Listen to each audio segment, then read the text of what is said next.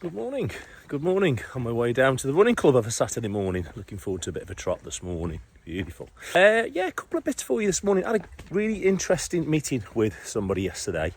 A business that I'm really keen to create some opportunity with and to do some work with them. Without going into too much detail, the conversation we had, an area where it's likely I'm going to be able to support, is where we've got some antagonism between a couple of people in the business. And I've had this before where, we've got people that are just sitting around the big table, not necessarily seeing eye to eye, and really trying to work out a way of how to deal with that. It's so interesting because I've seen this a lot.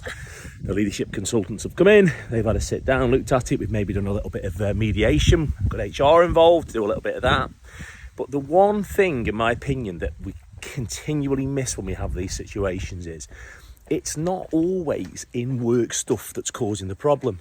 Quite often, if we do a full 360 of someone as an individual, start looking at things that might be going on off the pitch, then we start to find some of the root causes of why their behaviour in work is not where it needs to be. For example, could be drinking a bit too much, could have a shit show of a relationship at home, usual trials and tribulations of a young family, not sleeping very well, up in the night with a little baby or whatever it's going to be. There could be challenges with family. They could just be, not training very well, not eating right, treating the body like a dumpster truck, blah, blah, blah, blah, blah. Anyway, I could go on. So my point being that sometimes you might find that someone's behaviour is not where it needs to be inside work.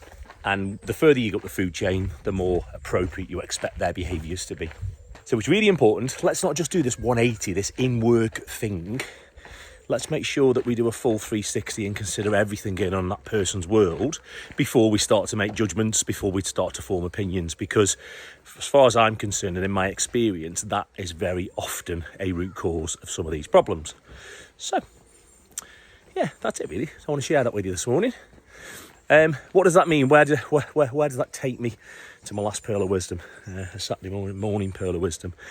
Sometimes someone behaving like a dickhead in work there are often root causes, so we've got to understand them.